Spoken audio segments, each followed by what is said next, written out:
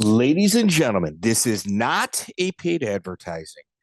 TheOnlyGround.com, onlyground.com is one of the most amazing places for information that I consistently go to. If you guys want to have conversations about our old interviews or even topics that we don't discuss, the group of people that are on the onlyground.com message boards are some of the most brilliant that I have ever come across. Those little like knick-knack facts that we get here and there, that's where a lot of it comes from. Please check out the link in the bio. Welcome to the Lights Out Podcast. This is Chris Lights Out Lionel, and this is our journey to document the history of mixed martial arts. I have brought with me my friend, the MMA detective Mike Davis, and together we will preserve the history and hear some great stories from the world in the era of the no-holds-barred. Thank you and enjoy. Welcome to the Lights Out Podcast. We have got a very special edition. We've had one of these before, Life of a Journeyman, and we're going to follow it up with a second edition for somebody who I've known personally for, the majority of his career, and even got to see his first fight. Jay Ellis, welcome to the show, man. Yeah. What's going on, man? So, Jay, you've been around since about 2005. I was actually even at your first fight. But, you were? Wow. Yeah, oh yeah. But let's start, how would you describe yourself to, somebody at home that didn't know about you and your career? I was a guy that I wanted to train. I just wanted to get into some type of training. You know what I mean? When I first started this career out, I was inspired by Royce Gracie. You know what I mean? I was always amused by a little guy beating a big guy up. So that's what attracted my attention towards MMA. At first, I just wanted to do just traditional jiu-jitsu, just traditional. But one of my coaches, Henry Montemorris, he recommended me into fighting. So that's what I started doing. I started fighting, and ever since that, I just wanted to keep doing it. I just wanted to keep doing it. All right. So for those of you guys at home that don't know, how many total fights do you have? I have over 100 MMA fights, starting in 2005. So you got over 100. Okay. You've got definitely over 100. I thought it was closer to 150. You got over 100 and over 100. All right. So you started with Henry Matamoros. Yep. In Wisconsin. Yep. And Pura Vida, his gym. No, actually, the gym that I was training at was Rufus Sport. And Henry had a room upstairs that he was renting from Rufus Sport. So I ended up training with Rufus Sport, then going to Henry's. So did you train with Duke Rufus as well? Yes. Yep. He was the first coach. He was the first one I ever trained with before Henry. So your first fight's May 14th, 2005. Dave Strasser's event, Freestyle Combat Challenge. Yep. Justin Wieman. How long had you been training prior to that first fight? Man, I was training for a while. I was training for I think a year or two, but I never did that much sparring. Though. I wasn't sparring as much as I wanted to, or actually, I never sparred prior to that fight. I was just training. Yeah, that was crazy. Because that fight I got that fight on a short notice, and it was 100 in and 100 out. So it was a $200 fight. I was nervous as heck. Like I said, I didn't want to fight that fight, but Henry pushed me into going into that fight. Because Henry told me that you got all these skills, you need to put it to use. So I listened to him. Yeah, that was a nerve breaker, that fight. You know what I mean? That guy didn't know nothing about him. He had 33 fights. I had 0 fights. No amateur career, no sparring, just training. So Justin Wieman, for you guys that don't know, he was a real popular guy here in the regional scene. Went by the nickname Shaggy, and from the Rockford area. And he was somebody that no matter where he went, he was very sociable. So within 2 or 3 fights of him fighting in a region, he built a fan base because he just, was naturally somebody that went out and talked to people. And Jay, how long prior to this fight did you know you were taking it? I think on a week's notice, a week. All right, so you actually took it on a week then. Okay. Yeah. Which is kind of par for the course for the rest of your career, actually. That's generally the leeway of what you get on each fight. Yeah. So Justin Wieman, I think, was it rear naked choke or guillotine? How did he win? Actually, it was a verbal submission. Actually, yeah, he submitted. Yeah, I was I was going hard in the first round. I went so hard because I had a bunch of nervous energy going into that cage. That's when it was stomps and kicks involved, and that was my first time ever into a cage. When I stepped into that cage, man, I seen a lot of blood on that mat. And I was like, yo, what did I get to? You know what I mean? But I put a lot of energy out in the first round. The second round, I end up he had me on my back. I ended up verbally submitting. Yep. Okay. So did you know at that point that you'd have, and I'm looking at your record right now, like online, and I know there's fights missing off of this. Oh yeah. You got 126 total fights. More than that. There's definitely more. I think you're closer to 150. Yep. They even got a fight that I fought in Mexico that's not even recorded. I went overseas and fought an overseas guy. He had at least a 10-pound weight advantage. I ended up rear naked choking him. And I was surprised I ended up rear naked choking him on reels, on posters. I even got a t-shirt now with my face on it. Me and the guy facing off. That never got recorded onto my database, and that sucked. Because you won. Yeah. Yeah, I won that fight. Yeah. Yeah, that's why. So your career quickly picks up. You become a kind of a hot commodity amongst promoters needing to fill spots. And one of the fights that's on your record is Kevin Furgison at the XFO. Kevin Furgison. It's October 8th, 2005. I think it's either a mistake. I had to have been here. I fought a Kevin before, but a lot of people think that's Kimbo Slice who I fought. It's not. No. Right. And you won that fight, correct? Yes.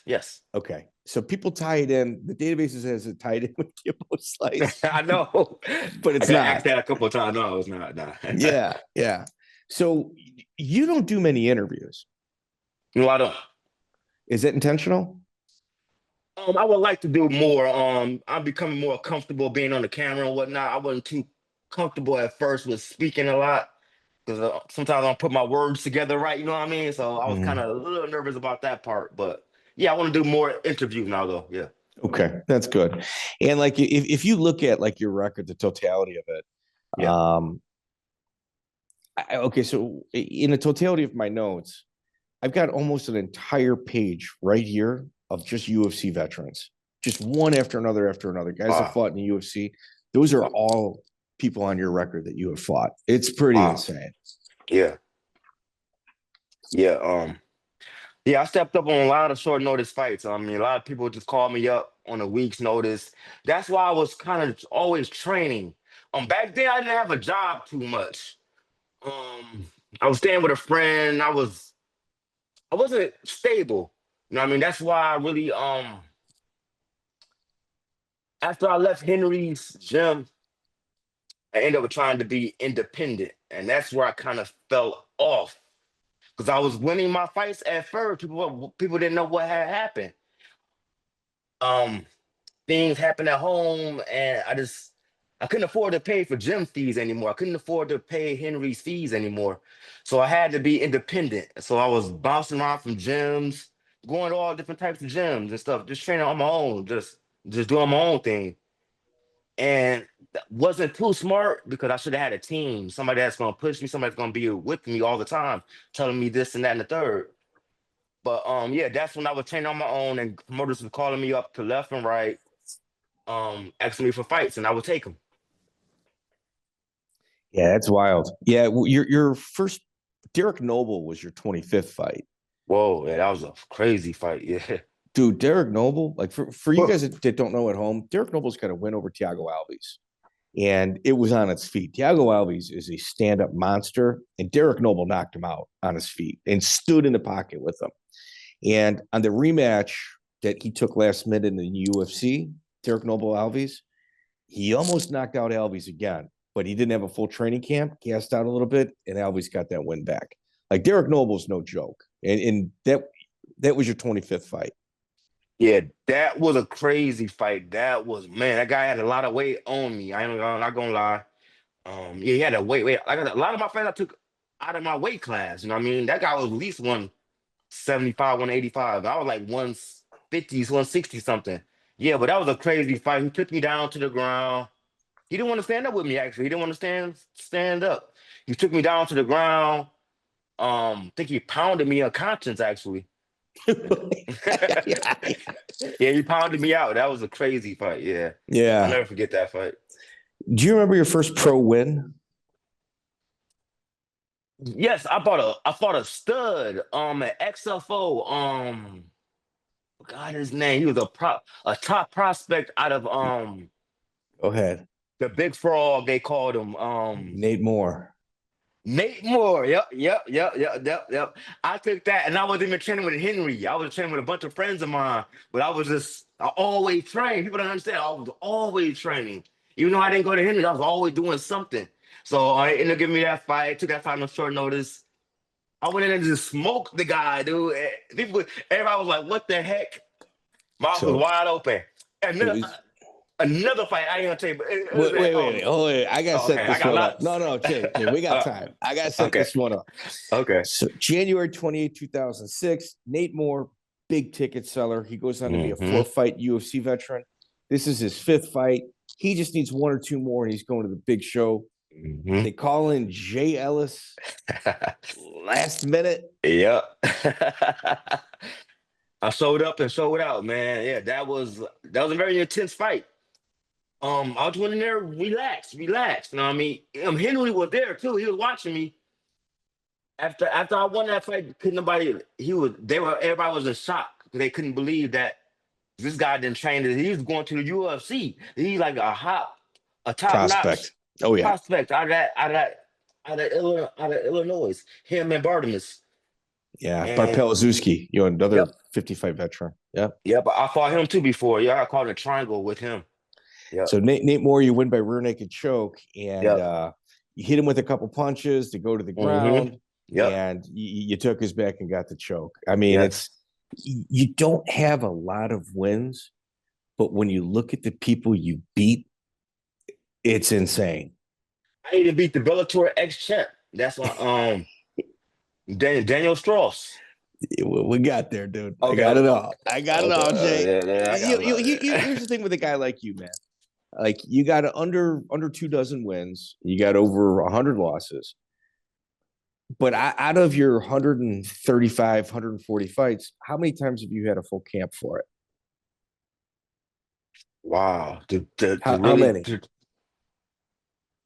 To really be honest with you, to really be genuinely honest with you, I only had about 3 or 4 training camps out of all those fights. Yeah, a full camp. Yep. Yeah.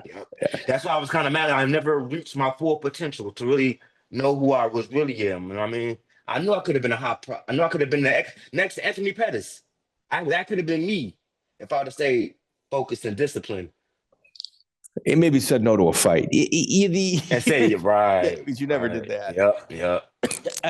I'll tell you, like, the one thing, like, on the independent grind that largely gets ignored, 95% of mixed martial arts fans are fans of the UFC. Yeah. Like you're not fans of the independent grind. You just watch what's on TV and you don't follow it, like the stream, like the beginning of the stream before, cascades into the lake. And the amount of shows that you have saved because you've refused to say no, it's astronomical, man. Like, it really is. Yeah, like I thought that guy that was at 205. Remember that guy 205 guy back at not Madtown Throwdown, but Dave Strauss' show. Remember that guy was 215 pounds? Yeah, Freestyle Combat Challenge. Yeah, Freestyle Combat Challenge. Yep. Yeah, I mean, it's like you're like the Captain Save-A-Ho for MMA promoters. MMA, right? Yeah, you really right, are, right, dude. Right. You know what I mean? Put your cape on, you're going in there, dude. Yep. I didn't care, man. I didn't care. I liked the fight because I was always training. That's why I was always training. That's why I thought I had that confidence in me, like I can do it. So you start with Wieman. He's got 30 fights. Your 25th, or Derrick Noble is your 25th fight. You got Nate Mohr in between there. Bart Pelazewski's your 29th fight. I think I'm at almost all of these up until this point. And October 14, 2006, Sean Hansen. You win by another rear naked choke. You fight on Duke Rufus's card, Gladiator Cage Fighting, February 17, 2007, Mike Firari. There's another win. Yep. Yeah, I remember that one. Yep. You win by KO. Yeah, I remember that win. Yeah, that was awesome. Yep. That was awesome. Yeah, I was training with a Muay Thai coach, actually. I was at a new gym called Team Yamata. So I was training with a Muay Thai coach, and me and him was doing great. Yeah, I went into that confident. I mean, I wasn't thinking about no takedown. I wanted to stand up with this guy. Right off the bat, I threw a low kick. I took him off his feet. Then he rushed in. He stood up there. I caught him with a combination of right, left, right, and I dropped him. Then I think I ended up grounding and pounding him, and that's called a KO or TKO. Yeah, but I took care of him standing up though. So, Jay, your stand-up was actually really good at this point because you were really long. It was. Yeah, you were really long. It was. And sometimes I would talk to you before your fights. I'd go, "Hey, Jay, what are you going to do, man? You going to keep it on your feet?" And you're like, "Man, I'm going to do it. I'm going to do it." And then there'd be a couple exchanges of which, dude, I promise you, you were never in any trouble. And then you would shoot for the takedown. It was an instinct. It was an instinct because I always was training with Henry. I know, man. A lot of people said that. How come you abandoned your stand-up? You're so great. It was just I kind of got a little nervous standing. I don't want to get hit. If I get hit, I might get rocked. It was always that thing of getting hit. What if? Right, what if? That's why I should have been sparring more, and I wasn't sparring. All that time, I didn't even spar at all. I mean, I was just training. So, yeah, that's why I wanted to shoot in so fast. It was just the worry about getting hit. Yeah. It's just nerves and stuff like that. Yeah. And you know, Strasser's event, they still had headbutts at this point. Oh, shit. Like Dave Strasser, like he did not like rules. And right. Like it was one of the greatest events that I had ever attended. Like some of the best live events I've ever attended. It was kind of like Pride in the Midwest. It has people that you may not have heard of, and it's just you always got like that oh my gosh moment anytime you went to one of his fights. Awesome. Yeah. And Pat O'Malley. O'Malley too. Pat O'Malley shows. Yep. So Pat O'Malley and Ron Fairclough had Madtown Throwdown. What was your experience like with Pat? It was started off cool. I mean, we had a good relationship. It was pretty cool. But then they started stiffing me. I mean, they were the ones that were stiffing me. They were the crooks. They stiffed me out of a couple fights. I remember I fought there on one show though. One of my best wins off of that show against one of their studs. I walked in there. I came in there on a short notice, but I had a corner man with me. He was so nervous to walk me out to the cage. I had to walk myself out to the cage with a bottle of water and a towel right up my shoulder. Walked out casually. Everybody was looking at me like, what's going on here? I went in the cage. I fought this guy crazy, beat the crap out of him. Went to my corner, I walked back out. Everybody just couldn't believe it. Like, what the hell does this guy come from? Yeah, but Pat. But let's get back on Pat. Yeah, Pat was he was an up and down guy. You know what I mean? He was the kind of a shiesty guy. But it is what it is. You know what I mean? What can I say now? Yeah. And Pat was a biker, or I shouldn't say was. Yep. He definitely is a biker. Yep. Did 10 years in prison for something that he didn't do but wouldn't tell on somebody. He's one of those guys. Okay. You know, might be a lot of things, but yeah. I mean, he's not somebody to mess with. Right. That's for sure. Yeah. The thing is, here locally within the Midwest, Mm-hmm. you had a beat up record. People knew you were coming in to do a job, so to say, but they also knew that they had to respect you because you did have capabilities. On March 10, 2007, Freestyle Combat Challenge, a guy that just surpassed Anderson Silva for most middleweight finishes, Gerald Meerschart, is your opponent. Yes. That was that matchup was kind of crazy, but wasn't crazy. I had respect for Gerald. I mean, I didn't know who he was. Just knew that I didn't know nothing about my opponent. I knew he was a tall guy, and that was it. That fight was a $50 fight actually. Yeah, so I went in there. Yeah, I fought him. I wanted to stand up with him. I wanted to stand up with all my opponents. I wanted to stand up. So I threw a low kick right off the bat. I think I took him off his feet with that one. Then he stood back up. He threw one of his kicks, hard kick. I blocked it. I felt the impact of it. I was like, whoa. So then he rushes in at me. So when he rushed in, I was like, okay. He gave me his neck, like right away. He gave me his neck. So I'm just rocking, just holding on to his neck, just rocking him back and forth. And I didn't even pull a guard or anything. I just stood there because I knew I had it tight. And he ended up going limp. And I let go, then he collapsed.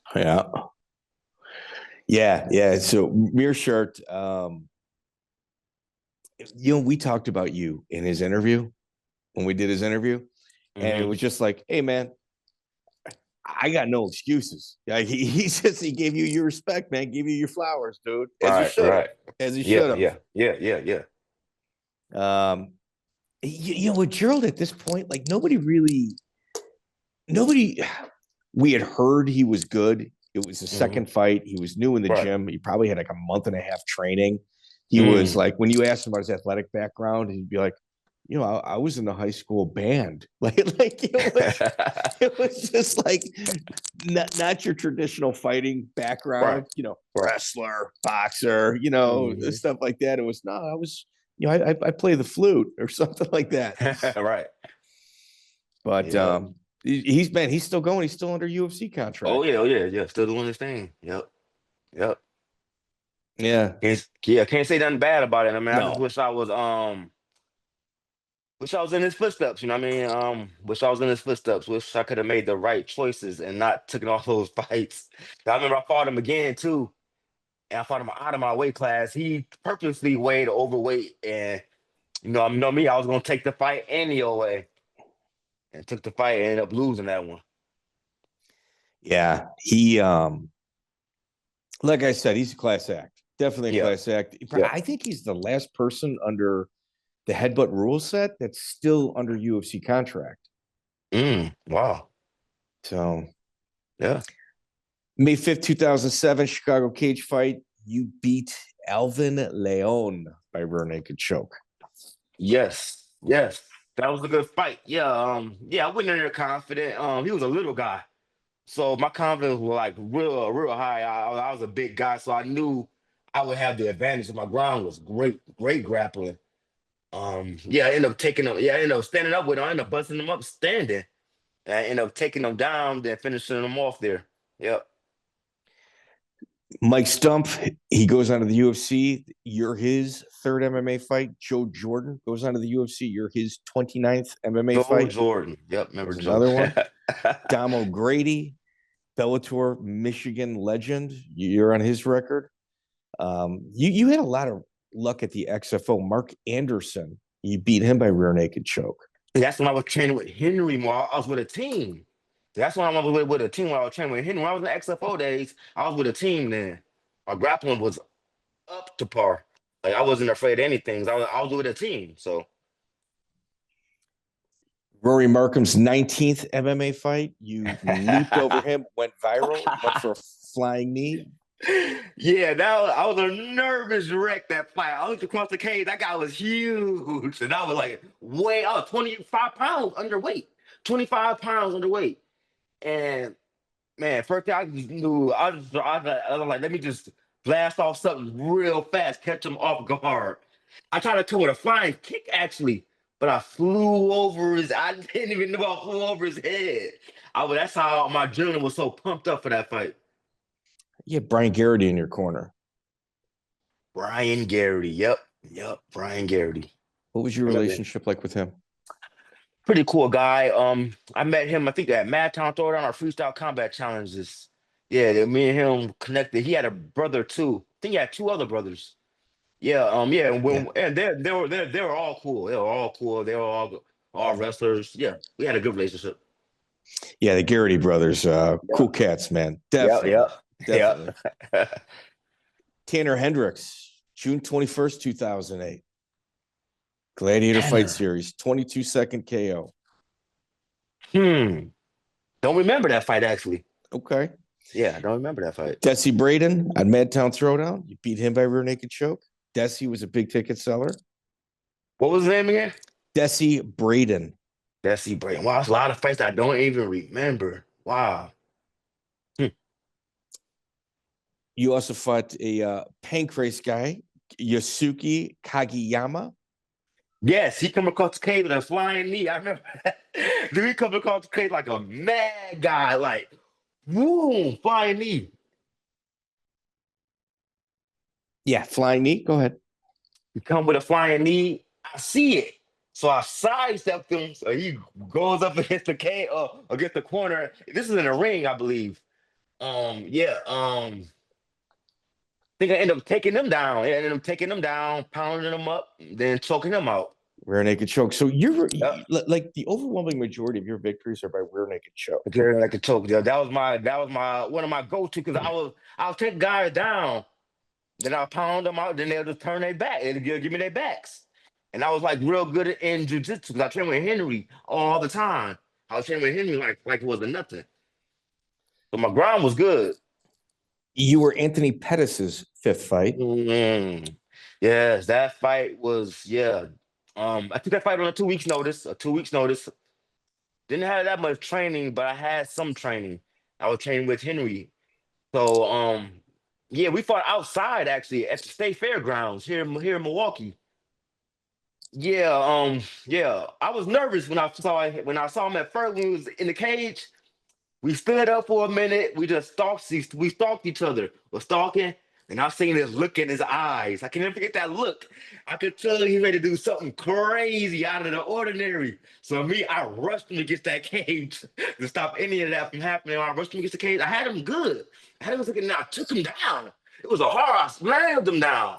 So I was in great position at first. I was on top, and I was pounding him, but I got too overexcited. I overextended my arms. When I overextended my arms, that's when I got caught up, got grappled up, and he caught me in a triangle. While I was trying to defend the triangle, it was kind of too late because it was already real deep in. And I tapped out. But when I tapped out, you started throwing elbows on top of my head. Then the ref was trying to take him, but still coming at me. He took it personal.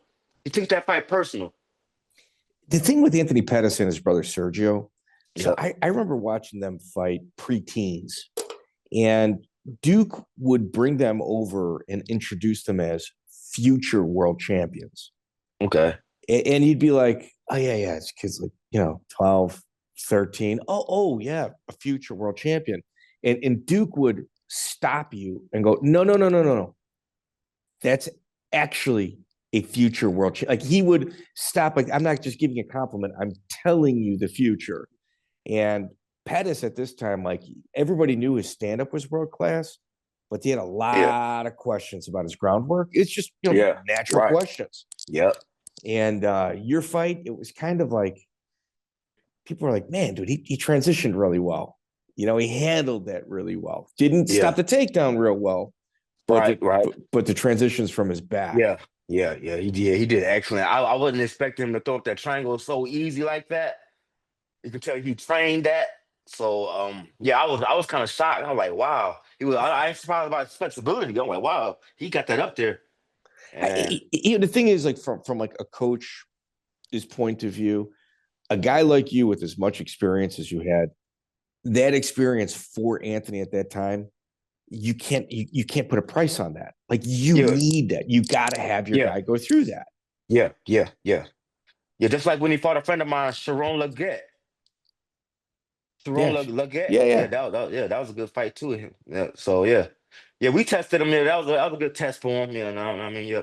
Good, I mean, as test. a promoter point of view, if you got a guy that you think is going to be a world champion, a guy like you in the beginning of his career, bro, like you're one, you can get a great win. Yep. If you get that, and two, it's a phenomenal experience for the fighter. Oh yeah, most definitely. I don't think people, when they look at your record, they see that, but it's true. Oh yeah, it's right there. All right, it's the game. You know, it's the game, dude. You know, exactly. If you're just watching pay-per-views, it's something that you don't know about. You probably shouldn't talk about. Kind of the way I look at it, you know. Yeah, exactly. Jeff Cox, another future UFC vet, that you're his 16th fight. Waylon Lowe, you're his 7th fight, another UFC veteran. Pat Curran, future. Yeah, Pat Curran. Yeah. I remember that guy. Bellator world champion.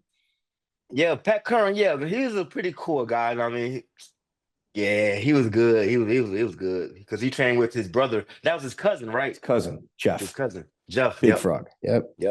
So Pat Curran, you're his 4th fight. And you know, and I'm going in a row right here. February 7th, 2009, you got a Team Vision guy out of Cincinnati. He becomes a Bellator world champion. You're his first fight, Daniel Strauss. Yeah, man. You're his first fight, dude. Oh, it was his first fight. Oh, wow. He's a real good guy, a real cool guy. And I mean, when I first met him,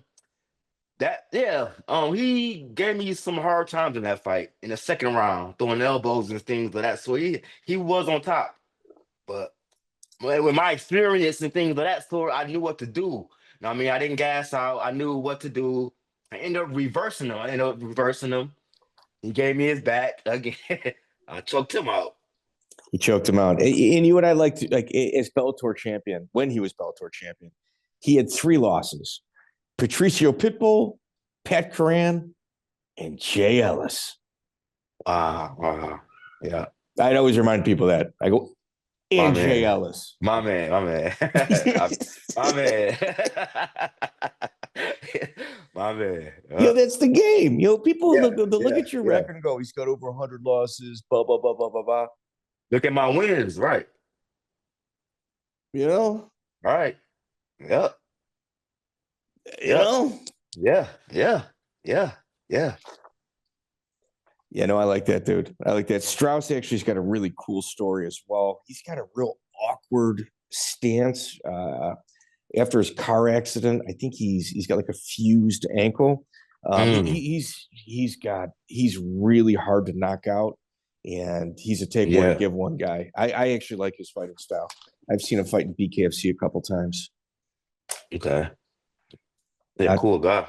Yeah. Thomas Spear, you're his 18th fight. These are all UFC veterans. They're people underweight. Tommy Spear. Wow, yeah. Pat Curran, you're his 11th fight. Joe Jordan, 61st fight. Marcus Lavassiere from Minnesota, his 20th fight. Johnny Reese, his 17th fight. The Hater Hunter, best nickname in MMA. Yeah, I remember him. Yep. Johnny Case, his 18th fight. Like, dude, I did great against him. I almost had him out with an inverted triangle. Damn, I was so close to getting him that day. Man. I didn't see that fight, but I heard it was close. Yeah. Yeah, it was close. It was close. Yeah, it's wild, dude. Like the amount of UFC veterans, and dude, these are people on the independent grind. These are monster ticket sellers where if they don't get a fight, the show might get canceled. Yeah, yep.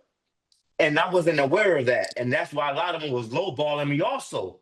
I wasn't aware of none of that stuff. And I was like, hey, let me fight. I didn't care how much it was. I just wanted to really fight. I wasn't all about the money at first. I wanted to fight. I wanted to prove myself that I was better than people thought I was, or prove to myself. Yeah. All A lot right, of so guys wasn't offering me much for those fights. so Jay, that's the issue I got. Like, I can look at your career. I can point out several instances that I might not agree with, Yeah. but that's the biggest problem I have with you in your career. Like, you should have got paid more. Like, you should get paid more Yeah. than the guy you're fighting. Right. Like I said, I didn't know, man. Like I was, yeah. That's what being independent messed me up at. I didn't have that coach or manager telling me these things. You know what I mean? I was just doing things on my own, and I just didn't care. I just wanted to fight. I wanted to fight and make a couple bucks at it. That was it. Who's your favorite promoter that you've ever worked with? My favorite promoter. Hmm. There's a lot of them. One off bat, the NFC guy, he's out of Maine. Oh, no, I forgot his name off bat. Yeah, All right. not What promoter would you not fight for again? I wouldn't fight for Mad Throwdown, Mad Town Throwdown no more. Oh, That's for sure. I mean, I know they don't exist anymore. Probably. those are my guys too. Damn. I just couldn't, man. They the ones that started me off. They were the one that did it to me in the beginning. You know what I mean? That's when I was fighting for 50 here, 50 there, 100 here, 100 there. Even my coach had stiffed me. You know what I mean? And I didn't know that till afterwards. You know what I mean? I had a lot of talent in the beginning, and a lot of guys, and a lot of my coach was just using me. I mean, that's when I was really Wait, tell me how were they using you? Henry would tell me the price was such and such, but then I'll go and talk to the promoter. He said it was this much. Oh, so they'd be taking a purse from you. All right. Yeah. My first fight, he had that. Yeah, When I hear that. fought I hear that. Justin Wieman. I hear that $50 price tag. I'm assuming the coach had his hand in your pocket. Oh yeah, for sure, for sure, Yeah. for sure. Yep. I don't think a single person ever would have thought you'd have 130 fights under your belt, dude. No, man. I was fighting like 4 times in 1 month, man. I remember I fought a 1 week, 1 day. What was it? I fought a Friday for one show, and I fought a Saturday for a different show. Yeah, I didn't care. I like to fight, man. I love to fight. I didn't. I just like getting in there. I like getting my hand raised or just being out there in front of the spotlight, people cheering, me displaying my skill. You know what I mean? That's why I wanted to display my skill, but I was learning. And I That's wanted to pretty put it up against the best guys. Marshall Blevins, you beat him by rear naked choke May 2nd, 2009. Yep. And he was a good kickboxer. He was a feared kickboxer. They said nobody want to fight him too. I just took him down. Once I took him down, he was like a fish in water. He didn't really know what to do. So you say takedown, but did you wrestle in high school? No, I had no wrestling takedown. I had no wrestling, no high school. I went straight to ruthless sport. I was just an athlete. I like to play basketball a lot. I like to do stuff like that. I'm just a basketball guy, and I'm just an athlete, just a natural, just caught on quick. If I had to describe, like, to the audience what would take place, because I've seen it several times. Like, I've been to a bunch of your wins. Yeah. It's almost like a scramble in a clinch that falls to the ground, where for some reason you always wind up on their back. I didn't say I wind up on my back. No, their back. Yeah, because my instinct was to take them down. I mean, I worked with Henry so much, I kind of abandoned my stand up. I mean, I was working with Henry extensively. Yeah. I was with Henry for a long time. That's what developed my ground skills. Dude, it's nuts. Anthony Rocco Martin, you're his fourth fight, future UFC vet. Brandon Adamson used to be the Muay Thai coach over at Militich Fighting Systems. You beat him by rear naked choke. Andrew Wells at Brutal Genesis with Nick Gamst and Jeff Paul in Minnesota. Both those guys are dead. Nick Gaps is dead. Oh, dude, heroin overdose. Yeah. Oh, okay. Yeah. He was kind of a shady guy. Yeah, I remember that. Yeah. He lost it at Yeah. the end. He was a I heard about him. UFC referee a couple times in Minnesota. I really liked him, and then some bad habits kick in, and good Yeah. people don't become so good, unfortunately. Right. Unfortunately. Right. Yeah. Yeah. Adam Wells, you win by KO. Gerald Meerschart, yours 24th fight. Michael Quinones, his 5th fight. Colby Covington. Yeah. Yeah, that was a crazy fight. Yeah, Jorge was in the corner and everything. That was a crazy fight. Yeah, I took that fight on kind of a short notice. He had a weight advantage over me. That's why I was kind of nervous. He had like at least 15, 20 pounds, but yeah, when we went into the cage and things like that, he started to throw a high kick right off the bat, and he slipped and fell to the ground. My instinct was to go after him while he was on the ground, but when I went after him, he kind of sprawled. No, I went after him. He kind of what did he do? He stood up. Then he kind of like sprawled out. He did some type of thing, but he had a strength advantage over me, and he kind of reversed me and choked me out somehow. But he was a bigger guy. He was big. He was solid. Was there pre-fight antics, or was this a different No, Colby he was Covington? a different Colby Covington. He was calm, cool, wasn't nothing like he's in the UFC, no shit talking. He just a calm and cool guy. Just a calm and cool guy. Yep. Nothing like we see now. I think if they were smart, they'd run this one back. Yeah.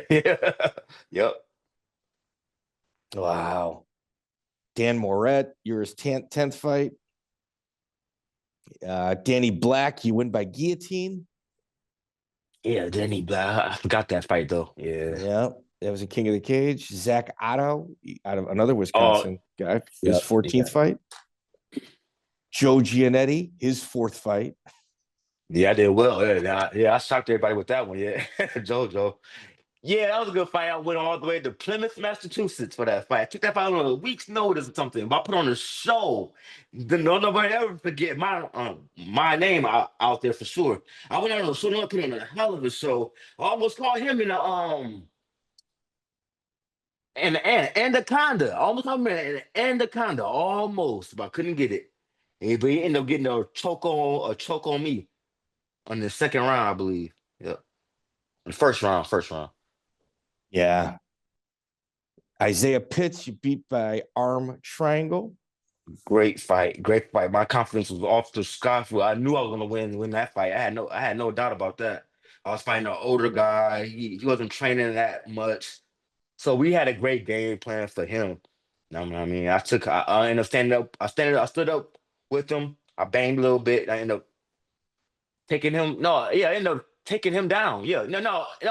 I stood up in a stand-up guillotine. Then I pulled him down to the ground. Then it was a wrap. Yeah. Peter Barrett, his 11th fight. Connor Matthews, his 4th fight. Nick Fiore, his debut. Nick Fiore, his 2nd fight. Yeah, his first 2 fights were against you. His 6th fight was in the UFC. Okay. Yeah, the New England fights in Maine. Rodrigo. Oh, dude. Ladies and gentlemen, lest you think that this guy right here is just a one-trick pony, and it's just he gets a rear naked choke on accident. A black belt from Brazil, Rodrigo Almeida. That was a great win for me. I needed that win. Man, yeah, he had confidence, thought he was gonna kill me in that fight.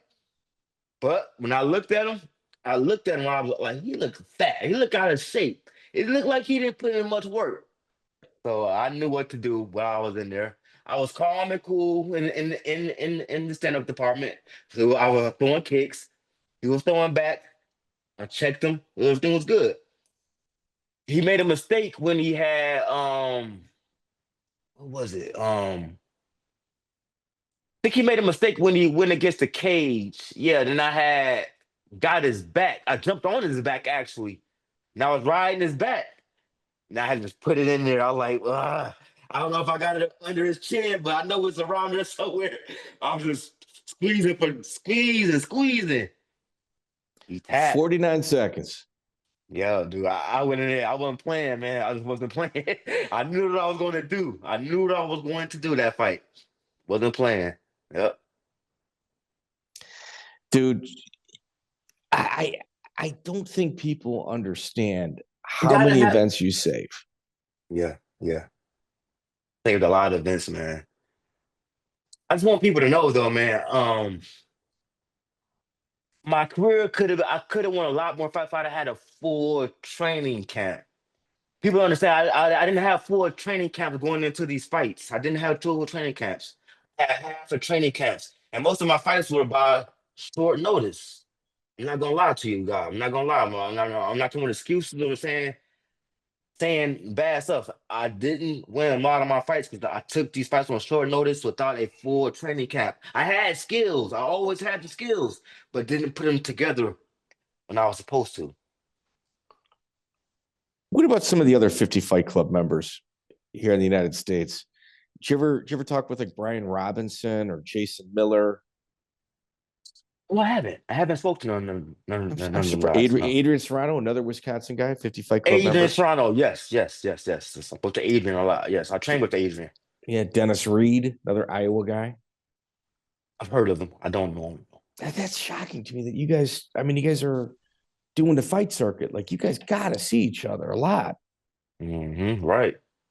Yeah, I just never seen it. I never saw those guys. No. Only the one you mentioned was Adrian, of course, because he stays here. So All right, let me give his account. Jay, what's your motivation? my motivation my motivation me keeping on fighting because I know that I never reached my full potential. And I know that I'm getting older now. But if you ask me, if I get a full training camp, if I start with a full training camp and really take this seriously, I can still win more wins. To me, I'm not even done yet. I have no bad injuries that's keeping me out of the cage. Now, I mean, I still feel great. I'm still training with Red, but I just need a full training camp to stay focused on that. I think I can still push it till 43. I still think I can still do it. I think I still can. Yeah, Have you ever done that's my jujitsu tournaments? motivation. Have you done jujitsu tournaments? I have in the past. I have in the past, and I won the tournaments. And I need to get back into them again. Yeah, I need to All get back right. into the tournaments. Yep. So, Jay Ellis, you are a journeyman. You Yes. are a journeyman. And dude, that's a compliment. I mean, you're not doing it for the money. You're doing it for the love.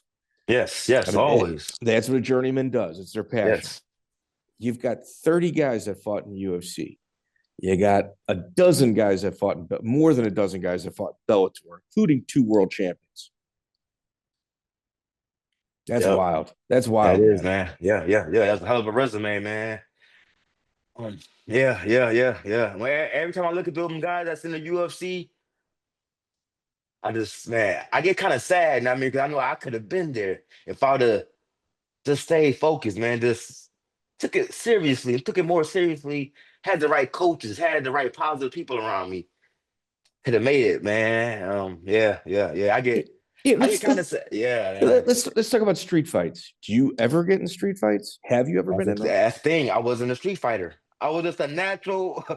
I was just a normal guy, man. I just wanted to do. I was being teased when I was a kid. My mom said you're skinny, this and that and the third.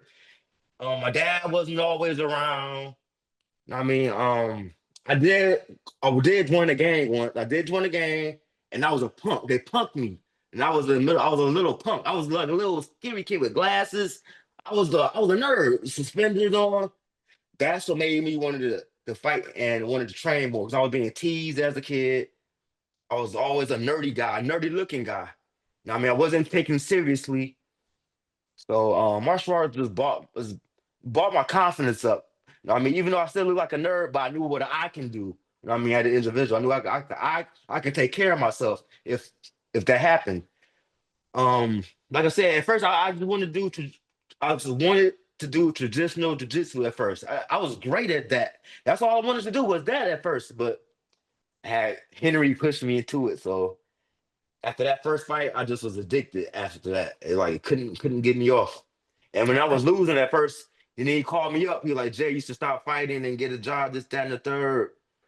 I'm like, you got me into this. Like, how can I just stop it all of a sudden? You know what I mean? And that's when I went independent after that. You're wearing a red Schafer Yep. shirt, mixed martial arts shirt. Is that where you're currently working out at? That's what I'm currently training at. I've been doing red ever since Henry back. He was training with Henry back in those days. Red scored me my first fight. Actually, he was there. Him and Henry. Yeah, Red's a great guy, man. He's a great friend. I mean, he knew the struggles I went through. He's seen when I fought the Anthony Pettis fight. Yeah, he saw that. He was like, he was disappointed in me. You know what I mean? Because he knew that I could have really won that fight if I'd have had some good training in me. And yeah, Red's a good guy. And I mean, he fought in the UFC also. And I mean, he's a veteran. He's a veteran of this fight game also. And that's what I'm currently training at. And that's where I will continue training at while I'm here in Wisconsin.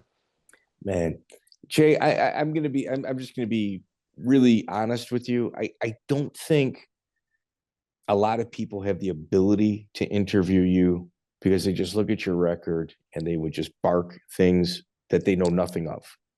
Right. And you know, I know you don't do them often, and I appreciate it's taken almost a year to get you here. Man, you know me though, man. You kind of know me. You knew me from Yeah. the beginning. You seen me. Yeah. You seen it. Yeah. But like either way, guys like you, man, you're the grease in the gears. Like Anthony Pettis, Colby Covington, they couldn't fight for world titles without guys like yourself on their resume. Yes. And you don't really get paid much for that. Nope. Nope. That's what it is, man. Hey, it is what it is. Yeah. Hey, Jay, man, next time I'm in Wisconsin, if I'm in the Milwaukee area, I'm grabbing you. Yeah. We're going to go grab a bite to eat. All right? For sure, bro. My man. I'll be in touch. Jay Ellis, thank you, sir. I appreciate that, man. All day. Do your thing. Peace out. So, ladies and gentlemen, that right there was a guy with about 150 mixed martial arts fights, Jay Ellis. We're thinking about doing the Journeyman thing. We're going to end the year with this one. You know, we started hot. We had a bunch of podcasts this year, some fantastic episodes, obviously.